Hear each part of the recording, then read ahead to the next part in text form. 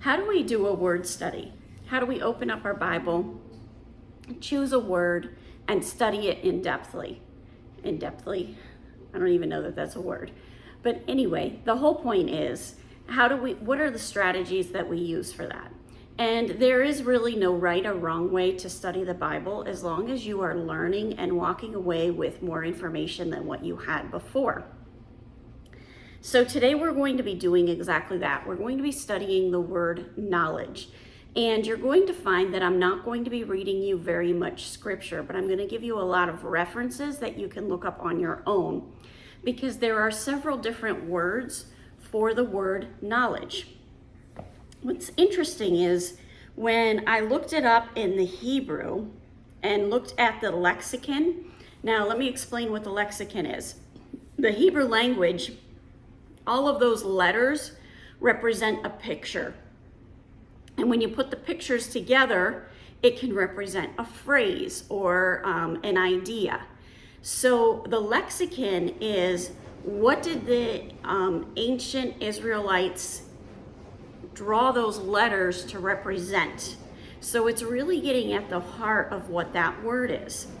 Now, when I went through this and I found words for the Hebrew,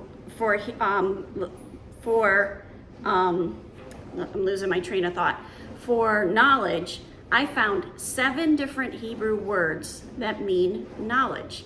Here's the another interesting thing. 7 always means completeness when you are talking about the Bible. So there's no mistake about that. Now, one of the strategies in doing a word study is called the law of first mention. That is where you find where that word occurs for the very first time in the Bible. So when we're talking about the word knowledge, where do you think it lands? When we're talking about the tree of the knowledge of good and evil. So that word is da'ath, and I'm going to just put a disclaimer out there that some of my pronunciation is probably wrong. I did listen to the recordings, and I'm trying to imitate it the best I can. But da'ath means knowledge, perception or skill, discernment, understanding, and wisdom. So this particular word of knowledge can include wisdom. In the Strong's, it can mean cunning. It can mean awareness. It can mean having your wits about you. And here's what the lexicon says. It's a picture of a door. The first one of the letters is a picture of a door. Another letter is a picture of the eye.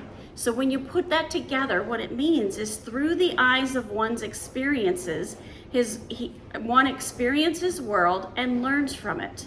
Combine these pictures mean the door of the eye. The eye is the window into the man's very being. Experience is gained through visual observation. Knowledge is achieved through these experiences. Right away, I'm thinking testimony.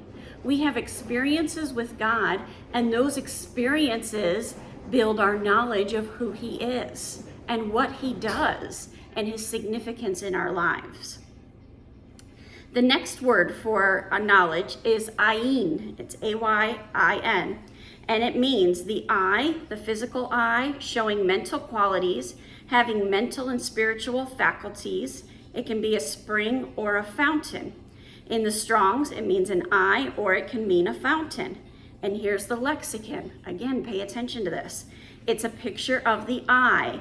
The other letter is a picture of the seed representing continuance, meaning when you combine it means the eye of continuance. The nomadic agriculturalist, that's a farmer, carefully watches over his livestock and crops by keeping a close eye on them. So once again, your experiences and what you are visually perceiving is building your knowledge. The next one is yada. And the Brown Drivers Briggs Concordance, it means to know, to perceive, to see, to find out, discern, to discriminate, distinguish, to consider, to be instructed, to cause to know. And in the Strong's, it means to know, to use a great variety of senses, figuratively, literally, and inferentially. It's to acknowledge an acquaintance. It is to be instructed or taught. And here's the lexicon. It's a picture of a door. And the other letter is a picture of the eye. Through the eyes, one experiences his world and learns from it. It's almost identical to that very first word. The next one is da'e, and that one means knowledge. Flat out, that's all it says in the Brown Driver Briggs and in the Strong's Concordance. It means knowledge. But the lexicon, once again, the first letter is a picture of a door. The other is a picture of the eye. Through the eyes, one experiences his world and learns from it. You're gaining your knowledge about God through your experiences. The next one in the Hebrew is mada. In Brown Driver's Briggs, it means knowledge or thought. It's the mind, the thought, or the place of knowledge. And Strong's, it can also mean science. Here's the lexicon. It's a picture. The first letter is a picture of a door. The next letter is a picture of the eye. Through the eyes, one experiences his world and learns from it. All these lexicons are very, very close to each other, if not identical. The next one is dea, and that happens 5 times in the Bible, only in Job. One of the examples is Job 36:3, and it means knowledge or opinion, a judgment or an opinion. And once again, the lexicon is a picture of a door. The other letter is a picture of the eye. Through the eyes, one experiences his world and learns from it. And then the next one is manda, and it happens 4 times only in the book of Daniel. And it means knowledge, but also the power of knowing. Think about how powerful you feel when you walk into an exam and you get the exam in front of you and you know all the answers. It's that kind of a power. And what's the lexicon mean? It's an inward sense of reason. It's being able to reason it out. Those are the Hebrew words, and I forgot to give you the references, so I'm going to backtrack here. That first, let's see, the ayin happens in Numbers 15:14. Yada happens in Deuteronomy 1:39. Dea happens in 1 Samuel 2:3. Mada happens in 2 Chronicles 1:10. Dea happens, in Job 36:3 for an example.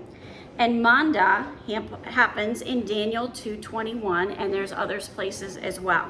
So look those references up and just think about how your experiences have built your knowledge of God.